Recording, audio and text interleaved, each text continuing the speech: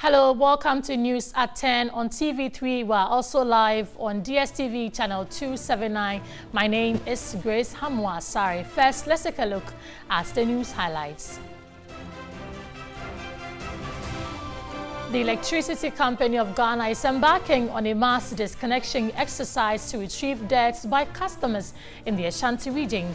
More than 600,000 domestic consumers owe the power distributor in excess of 501 million cedis, while corporate clients are indebted to the tune of 137 million cedis. Still in the Ashanti region, the Kumasi Metropolitan Assembly says it will enforce its bylaws to deal with recalcitrant traders in the metropolis.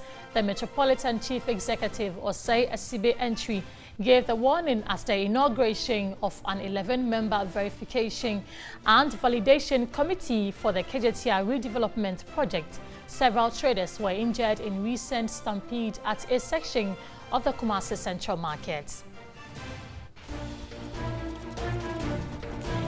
An ongoing study by International Justice Mission has revealed that some children engaged in hazardous labor on the Volta Lake were sold for as low as 30 Ghana cedis.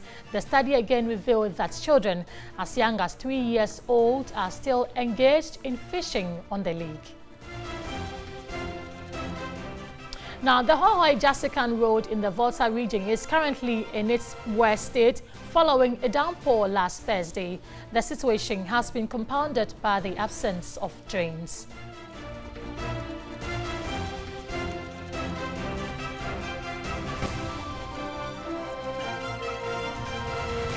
Away from that, President Akufo-Addo has commissioned a 20-megawatt solar plant at Goma Onyadze in the central region. As the commissioning of the solar plant, the president said the facility is part of government policy of having environmentally friendly technology in Ghana's energy generation mix. When we go to sports, Damian Smith, aka Shaka Zulu, has retained his Ghana's strongest title after edging out his challengers in the finals. The win at Takrady saw the strongest athlete equaling Barack Obama's two-time record.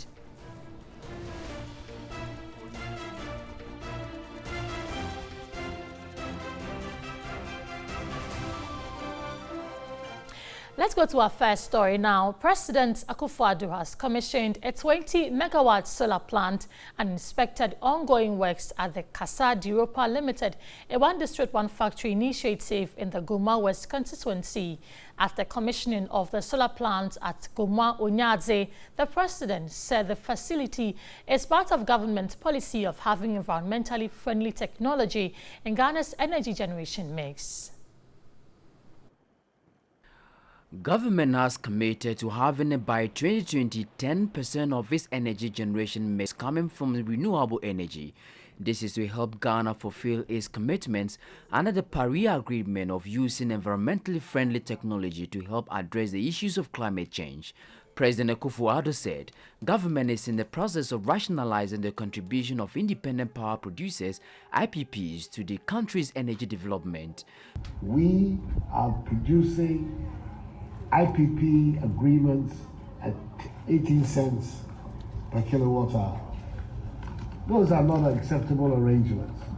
So in future, we're going to insist that IPP arrangements are created out of competitive bidding. Because it is only by that process that we'll be able to get the competitive rates that both our domestic consumers as well as industrial users. The 20-megawatt solar facility was constructed and operated by Me Energy Ghana Limited. President Akufo-Addo also paid a familiarization visit to the Casa de Europa Limited, a factory under government's One District, One Factory initiative and supported by the Exim Bank, located at Goma Bizi near Winneba. The factory, sited on a 500-acre land, currently has over 100 acres of sweet potato under cultivation. So let's stay a while longer on this subject and speak with energy expert Kojo Nsafwa-Poku, who joins me live on the phone lines. Good evening to you, sir. Thank you for joining us. Good evening and good evening to your viewers.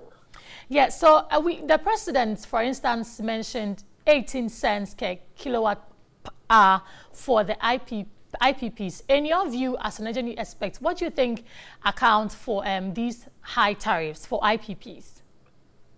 Well, for solar, in the past, technology has not evolved as much, so the solar investment was quite high. That's why in the past, the power purchase agreement for solar have been around the 18 cents. But in the last 3-4 years, because Europe wants to go to green energy, which is renewable energy, development has made it such that now you can have solar as low as 12 cents. So the issue of, in the past, the price is driven by the investment that is needed. And you would also have to bear in mind that investment in sub-Saharan Africa, in a place like Ghana, attracts high interest. And even if people are borrowing in Europe for 2% and 1%, we are borrowing in Africa, in Ghana, for 12% on the dollar. So it's difficult to have such investment and not charge around that 12 cents, 13 cents. That is what's accounting for some of these high tariffs per kilowatt hour. So can we say that our political actors can also have a role to play in these negotiations? Yes, definitely. You know, the president made mention that going forward, he wants to see competitive tender to make sure that we get the good pricing.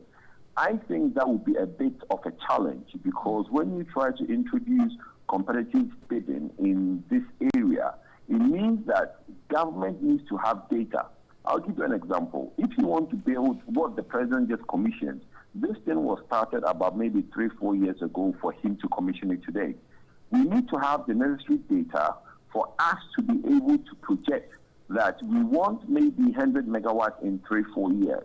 Then we know when to do the bidding so that people can now bid, win, plan to get the investment to build that power in 3-4 years' time. Because we don't have those kind of data in Ghana, politicians putting themselves in the fore by negotiating in the past is what resulted in these high tariffs, which is the 18 cents and the 20 cents that we saw. If the politicians allow PULC, which is the body who are responsible for setting up tariffs, to do what we call the feed-in tariff. So when the feed-in tariff is set, anybody coming to Ghana will know that, okay, in Ghana, the feed-in tariff for solar is, let's say, 10 cents. If it makes economic sense for me to develop solar for 10 cents, I will come into the country and develop the solar for 10 cents. But if you say you're going to do competitive bidding, it will create a bit of a problem. By the time you realize it, you are back in doomsday. So what should be the ideal rate charged for IPPs? Should he be advocating for an ideal threshold? Well, like I just explained, the ideal way is not to do competitive bidding. If somebody is trying to build, let's say, a mini hydro on the Ankobra or on the, let's say, on the Pra, and you want to do competitive tender before he can build that, when are you going to do the tender, and when can that person now build that hydro? It's a high capital intensive project. So if government decides to now get involved and start doing bidding and tendering, it's going to delay the whole investment process. The best way to go is what we have done in the past before politicians got involved. You just leave PULC to set the feed-in tariff, and that would help investors make up their mind.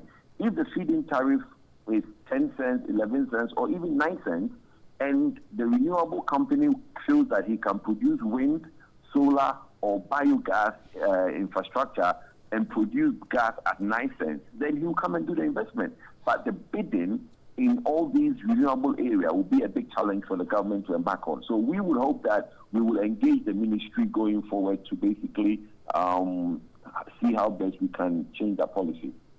So talking about renewables, Ghana is targeting that by 2020, 10% of our energy mix is in the renewables. Is this an achievable target? We have 2 years to go. No, it's not. No, it's not. It's not at all. In the last 2 years, one of the things that I have always faulted the outgoing or former Minister of Energy, Mr. Jacko, on is that he never promoted renewables. And under his tenureship, renewable didn't have any promotion. Now, in the last 2 years, most renewable ventures have collapsed, meaning that the feed-in tariff, which is what investment need to plan, is not there. Now, this talk of bidding, like I said, does not encourage investors in the renewable. So if the president is saying that he wants 10% of our energy mix by 2020 to be renewable, at what stage is he going to organize the tender or the bidding process so that you achieve the 10% in 2020? If you want to encourage to set the enabling environment for companies to come in and you achieve that 10%, is to set the enabling environment. And one of the key enabling environments is how much are you going to pay the company for their per kilowatt hour.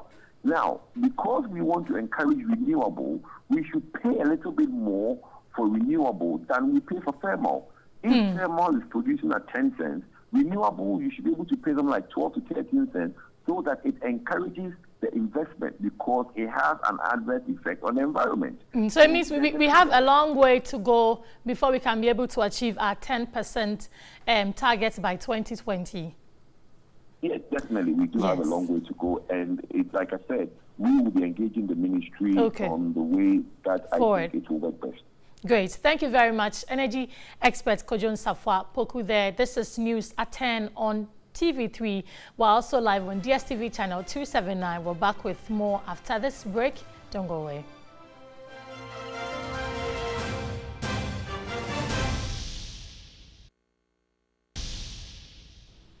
Welcome back. You're still watching News at 10 on TV3, also live on DSTV channel 279 with me, Grace Hamwa Asari.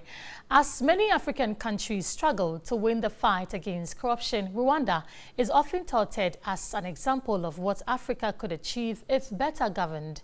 Chief Operations Officer of the Rwanda Development Board, Emmanuel Hategeka, says corruption is a high-risk venture, both in word and indeed in Rwanda. He spoke to TV3's Alfredo Kanse in Rwanda's capital, Kigali. Every year since 2004, the Office of the Ombudsman has received annual asset declarations from all high-level officials, as well as any persons managing public finances and property. The asset declaration is designed to support Rwanda's zero corruption policy. Chief Operations Officer of the Rwanda Development Board, Emmanuel Hategeka, says the government, led by its president, Paul Kagame, is pursuing a zero tolerance for corruption with severe consequences to serve as a deterrent. If you are found to be corrupt or you have engaged in corrupt tendencies, you are punished heavily. So punishment is visible. You see, there is this proverb in Africa that says a fish begins to rot from the head. Now, in Rwanda, our top leadership, our president, leads by example. Our leader will never be found in corrupt tendencies. That is why he keeps and remains, strong about it. He still has the strong moral high ground to be able actually to punish corruption, because the leader has to be the example. You have to lead by example. Of course, you will never find a country where there is zero corruption, because people, at the end of the day, you're dealing with human beings. He further indicated government officials are required by law to declare their assets every year as a means of checking corruption in the public sector. In Rwanda, everybody declares his worth, his assets every year. So by the 30th of June every year, every civil servant declares his worth to the Ombudsman. Every year, including the president. Every year, by 30th of June, if you've not entered in the system and it's electronic, it's automated, then you have a problem. The asset declaration includes debt owed, assets of one's spouse if married, and assets of any children below 18 years. The declaration indicates the source of assets, any donations or gifts received, and the location and total value of wealth. After receiving the information, The Office of the Ombudsman then presents an official verification of assets declared.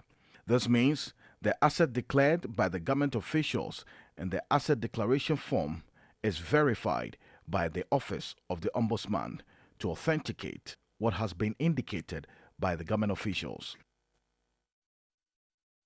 Let's talk some health now. The Bedu Health Center in the Tyne districts of the Brongahaf region continues to deteriorate, with tuberculosis posing as a major health risk. The health center recorded 12 cases between January and June this year, compared to 6 cases in 2017.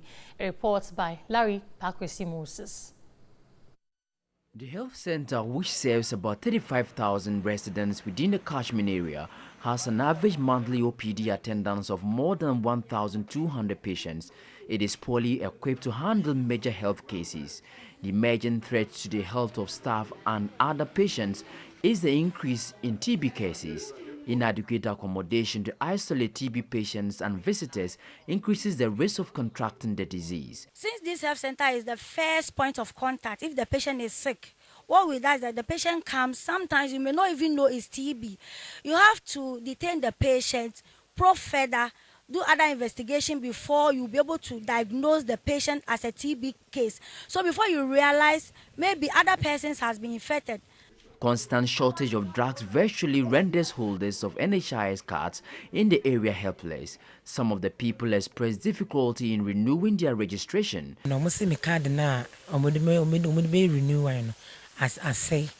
I paid 8 cedis for renewal of my NHIS card, but I was told the machine was faulty. I was then directed to Nsoko, but to no avail. The Badu Health Center, established in 2001, is bedeviled with structural defects. In 2014, efforts were made to put up a storeroom for drugs and other essential equipment, but the project remains uncompleted. Apart from the physician assistant bungalow, it's a 2-unit staff quarters at the health center, with one of them not in the best shape. A maternity block funded by the MP from his share of the common fund is also yet to be completed. Part of the health facilities land is also being encroached on. NEWSAT10 is back shortly.